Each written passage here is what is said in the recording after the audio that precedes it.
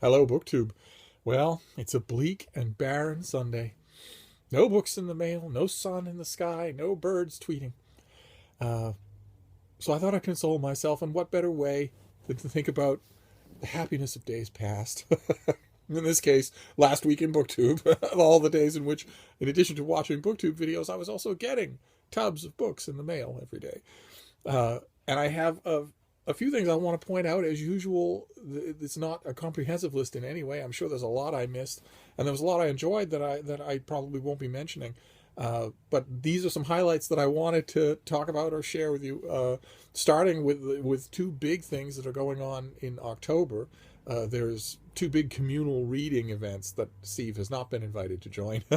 There's Victober, where everybody gets together to read Victorian literature during the month of October, and there's Shakes Along, a Shakespeare read along. And I know you're going to say you don't need to be invited to join these things. I know. The month was also, the week was full of September wrap-ups. Of course, September ended and October started. So we got September wrap-ups and October TBRs through the roof, which is great. Because, as much as I follow BookTube channels, I don't always know, because it's not always said, what people are actually reading in the month, and especially what they're looking forward to reading in October. That's lots of fun. There were lots of videos like that. Let's see here. Katie at Books and Things hit 2,000 subscribers, and so did Adam at Mementomori. Congratulations to both of them. Neil Griffiths paused from his discussion of Man Booker long list books and all things literary to do a video called simply The Puppy, in which he holds up his new puppy. That's it. Once it was over, it was done. And it was wonderful.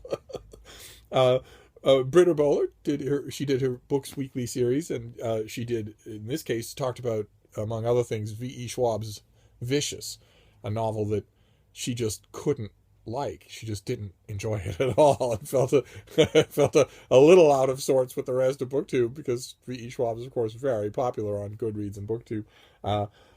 I enjoyed Vicious myself, but I thought it would be a hard sell to a reader who was cold to its entire setting, its entire mind frame. It wouldn't be the V.E. Schwab book that I would recommend someone read if they'd never read V.E. Schwab, but I thought her thoughts on it were fascinating. And the same thing with Jennifer at Insert Literary Pun here, who did a review of Deborah Livy's Hot Milk, that a book that left me profoundly unimpressed, but I loved her review of it. I could have listened to 25 more minutes. Sue at the restricted section talked about Down syndrome awareness, and linked that to a review of Attitude to Gratitude by Teresa Murray, who has Down syndrome. It was a great. How I would love to know what Teresa Murray's reaction to that video was, because it was a smart, compassionate, interesting review of the book that she wrote. I loved it, absolutely loved it. And then the Jordan Journals and also Bookhands, both of them did videos talking about Torch Against the Night, the new YA novel by Saba Tahir that Francina Simone made me review for the Christian Science Monitor.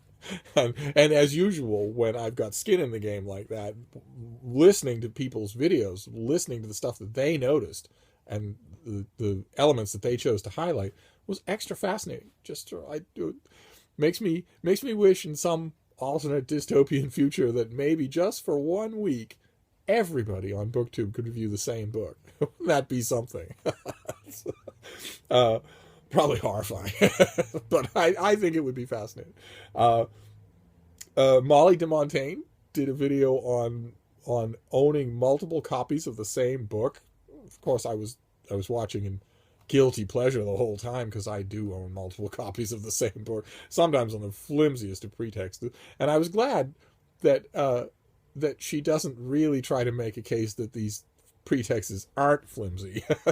There are books. We can have flimsy pretexts if we want. It's certainly well worth your time to watch. Literary Gladiators started having guest contributors. I think they're up to 2 by now. what a wonderful idea. And their first one was mystery author Ilene Schneider, who talked about writing and publishing and plotting, and it's utterly fascinating. I look forward to more guest contributors from theirs. I'd love to be a guest contributor for them, but the main thing I want is for her to come back and do another one. We had the two read-alongs that started, Victober and Shakes Along. We also had two read-alongs that ended. The guys at Strip Cover Lit ended their read-along of The Fellowship of the Ring, and they ended on a high note with a video that just rambled over all sorts of great subjects, including the nature of magic in Tolkien versus the nature of magic in, say, Harry Potter. Wonderful stuff. You'll love it. And Adam at Mementomori finished his read-along of The Divine Comedy. He did Hell, and then he did Purgatory, and then he did Paradise. Now he's done. And in both cases, as usual with their channels, it made me want them to do another read-along right away. I want to know what the book is. I want to see how it goes.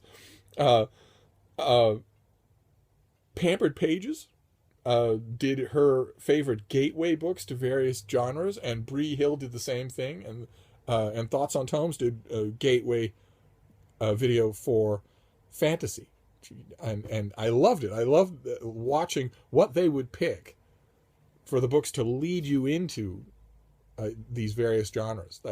That's just great. It's kind of what I do with starter kits. So it was extra fascinating to watch for me. But just to wrap up, there was a little theme that I noticed, aside from all the big ones, the September wrap-ups and October TBRs.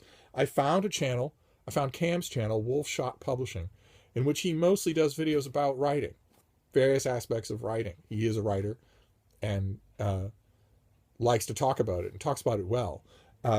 And Peter Clark, the writer, did a video called Writing Isn't Easy, that was fun, but also, interesting in the struggles that writers have. And Julian Greystoke did a video on writer's block, what it is, who it happens to and who it doesn't, why it happens, what to do about it.